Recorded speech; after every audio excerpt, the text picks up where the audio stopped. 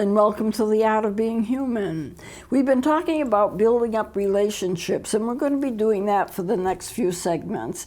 And I just want to mention to you when I start out here that it's going to seem like a lot of things I say are just plain common sense. And it's true. If you stop to think about it, a lot of the things that I say will seem like common sense, but you would be surprised how people get stuck in something and they don't use their common sense. And there are a lot of people that don't have common sense, and they just impulsively do things from one thing to another thing to another thing without stopping to think it through. Now, if you have a certain system or you think a certain way and have certain emotions, you're going to believe that they're the truth, and you're going to act on them. And so therefore we need to stop and think when we are dealing with other people. Their truth to them is going to be different than our truth to us. If I think a certain thing is true, somebody else thinks something else is true, and it's on the same subject, we can do battle about which truth is the right one. But the truth for me is going to be the truth for me. The truth for somebody else is going to be their truth. So it doesn't pay to argue people into believing what you're believing. Yeah, I used to tell people, and I'm a minister, you can't argue people into the kingdom of God. You can only be an example, and then they learn from you from example. God has to do the rest. I'm not a person to remake another person. Now, when you get into therapy, and I was a counselor for years, as you deal with people, you help them to realize what their truth is, and if it's an error, how they can start thinking differently. But you're not just going to force them to do it. You can't force people to believe a certain thing or to do a certain thing. We try to do that. We try to do that for our own comfort. I want you to believe the way I believe because that's more comfortable for me. But that may not be more comfortable for you.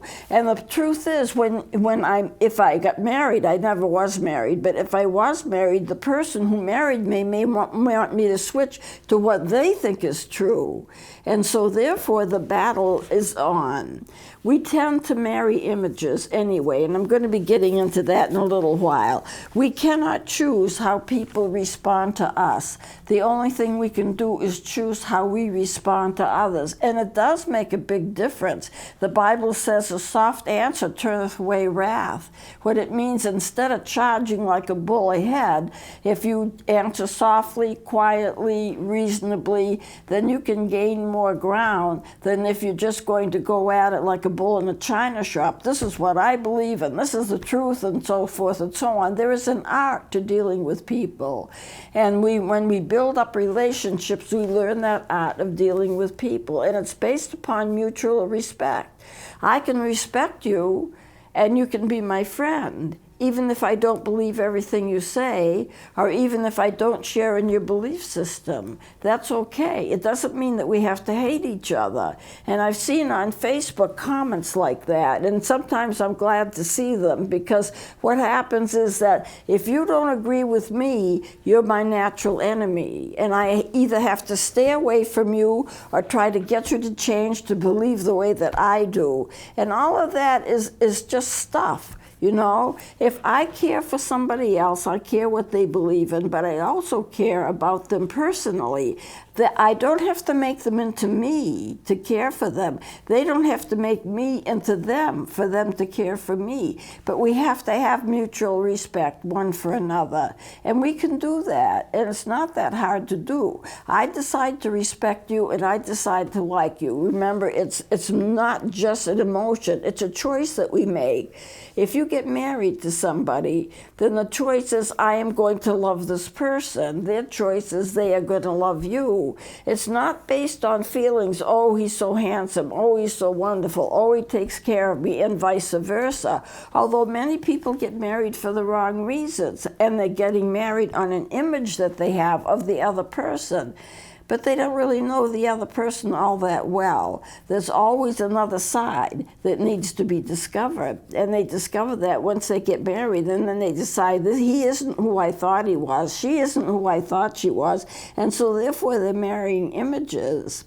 And you see, when I think about the movie stars, the people who are in social media, when they get married and the marriages don't last, they keep on getting divorced and then they marry again, they're marrying images. They have an image of who the person is based upon what they project to them, based upon what they're doing in movies, based upon what they see. But on the other hand, do they know the other person? They only see a part of them, but they marry him thinking this is a wonderful person and this is my image of him.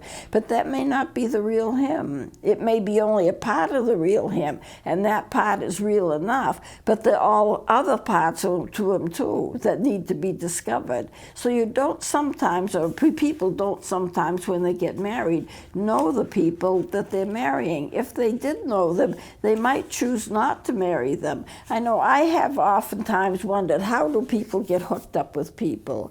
What is the attractive thing about people? Why does somebody attract me? Why does somebody not attract me? And all of this kind of thing. So, and you stop to think about it. What kind of person do you want to be like? What kind of person do you want to be with? Is it one and the same? You know, you need to stop and know who you are and what you are like and what you want and the goals that you have before you decide to marry another person. Because it's going to be altogether different sometimes when you get married. They say you don't know a person when you marry them. After you marry them, you learn about the person that you married. Too many marriages are based upon, I see you, we've known each other a little while, I like you, you like me, let's get married. And there are all kinds of dimensions and other sections and other parts of a person that you don't know anything about because you haven't had that kind of experience. You've only had experience with what they project to you, but there are other things that you don't know.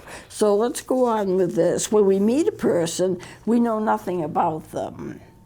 So we get to know them a little bit at a time. And when we get to know them a little bit at a time, our relationship may either grow closer because we like what we see and they like us, or it may be more distance because we don't like what we see.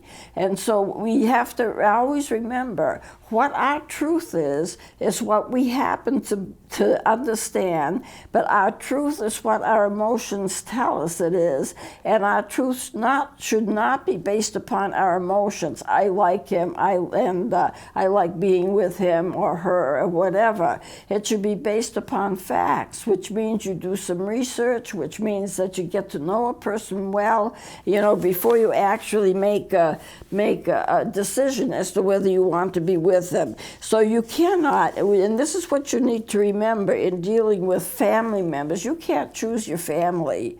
Your family is there, and as a child grows up, they learn how to deal with family members in a way that's safe for them as they're learning how to grow. What is acceptable to their parents? What is acceptable to the family?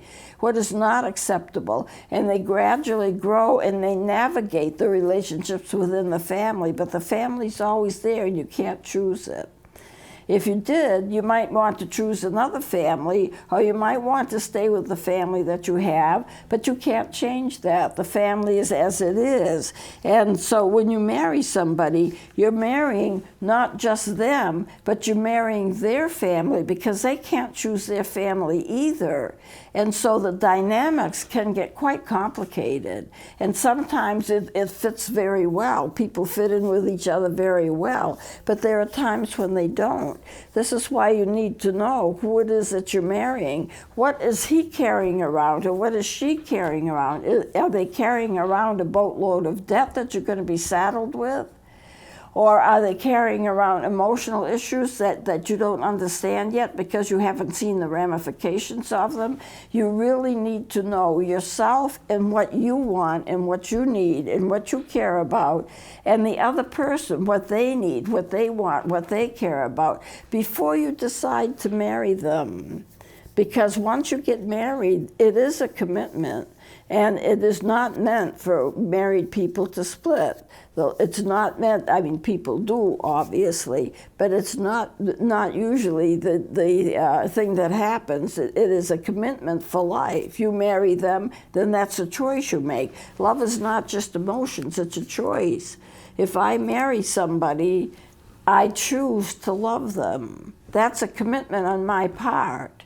And if they marry me, they choose to love me. That's a commitment on their part. So it's not just emotions. Emotions just get mixed up with it. You see a person, you like them, you go out with them, let's get together, and then all of a sudden you're enmeshed in this relationship, which may be a good thing, but it also may not be a good thing, depending upon what kinds of relationships that they have with their family, what kinds of relationships that you have with your family.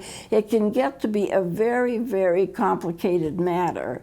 So know what you're doing, understand your truths, understand your characteristics, understand the characteristics of somebody else that you're going to marry or thinking about marrying before you make that choice. It should not be a choice that's just a shotgun choice. Oh, yes, we've been together for 3 weeks, let's get married. And I know people who have done that. Now, sometimes it works out, and sometimes it doesn't. So you cannot remember, as you're dealing with your family members, you can't fix them. You cannot fix another person. Now, therapy goes well because the therapist gets to know a person and they know how to maneuver and they know what to say and when to say it and how to say it. You know, if you listen to tapes of people doing therapy, you sometimes wonder, what is this? It seems so simple. Two people sitting in a room talking with each other.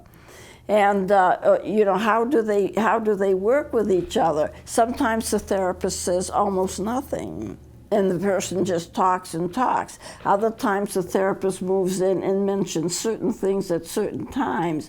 If they are skilled therapists, they know when they need to move in and say things at certain times and maneuver a person into thinking a little differently or acting a little differently. But that's a skill that's coming from a lot of training. It takes a lot of training and a lot of experience to become a good therapist. But a good therapist, once you find them or a person is dealing with them, can help out tremendously.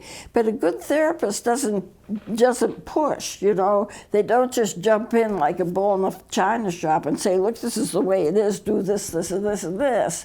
It's a relationship that you build. A therapist and a client who is working with the therapist, the counselee, build up a relationship with time so that the counselee trusts the therapist. And as they trust the therapist, they tell them more and more and more about their background, their trauma, their lifestyle. And then the therapist will kind of negotiate and work around the person and talk with the person and can gradually steer them, sometimes by example, but gradually steer them into a healthier way of thinking. And it is a skill, and it requires training. You can't just go out and just counsel somebody. I know I've had, when I was running my own counseling center, which I did for over 20 years, people would come to me and say, this seems so simple. I can help you. I can be a counselor with you, but not if you don't have the training. Some of them didn't have any training, but they had some people skills, so they thought that automatically would make them a good counselor. But counselors is much more complicated than that, and the training is much longer than that. And without the training and without the experience and the internships and all of that, the person should not be counseling. But in a family relationship where you have parents and children and aunts and uncles, a lot of times counseling does go on between people, not professional counseling, but counseling in a way, giving advice and this and that. But it always works better if you lead by example. You can't force a change on a person unless it's a legal change and the court says you must do this or else. Now that will cause a change. But for most normal human dynamics, you see people work with each other and they get to know each other and they generally work with each other and they act like role models. And then they know what to do. Then they can help in terms of helping another person. So if you're in a family, you need to know yourself, and then you need to know them, and then you need to lead by example, not forcing relationships, but just leading. And people will change. People can change, and people do change, but they usually don't do it because they're forced. They usually do it because they're led, and they're led by example. This is just something to remember. So remember that you cannot fix another person, and people can change, but they may not change. If you're working with a person, you have to be realistic and think, well, this person may change, yes, but they also may not. And how disappointed are you going to be? And how enmeshed are you going to be if the person that you want to change decides not to, and continues on whatever it is they're doing, or continues on the type of lifestyle that they have? This can be a problem. So, before marriage, think twice. You can encourage people to change. The thing that you can do for yourself, however, is not to become a victim. If a person is abusive or a person is manipulative, you don't have to be a victim of that. You can stop that. You can say no. There are times when you have to say no. No, I'm not going to be manipulated. I know a lot of dynamics when I was doing a lot of family counseling were people in a family trying to make others feel guilty. And I used to instruct them sometimes to say to a person, I'm not going to feel guilty because you want me to. That's not a good enough reason. I will continue on my life doing the best I can, but you're not going to make me feel guilty because I'm doing that. I do not accept your guilt. I had a situation once, and I would not advise anyone to do this, but it worked in her case. There was one particular girl that I was teaching as a college professor that was constantly threatening suicide. And she would always do it on a Friday, thinking that my life would be miserable for the weekend because I'd be worried about her. And of course I was. And then it dawned on me one weekend, she does this every weekend. What is she getting out of it? People don't continue their behavior unless they're getting something out of it. Well, it was a method of controlling my emotions. Now, what you have to realize is if anyone can control your emotions, they control you, because you're thinking about them. You're thinking about doing what they want. If they can control your emotions, they control you. And so I took it to one side and I said, look, I don't want you to kill yourself. You keep telling me on Fridays. What's the reason for this? What's in it for you that you would do it always on a Friday? And I says, if you do commit suicide, I'm not going to feel guilty because I didn't cause you to do it. You did it to yourself. And I'm not going to spend my weekends worrying, because that's not helpful to me, and it doesn't change your behavior any. So I'm not going to be responsible for you. I can't be responsible for you. You have to be responsible for yourself.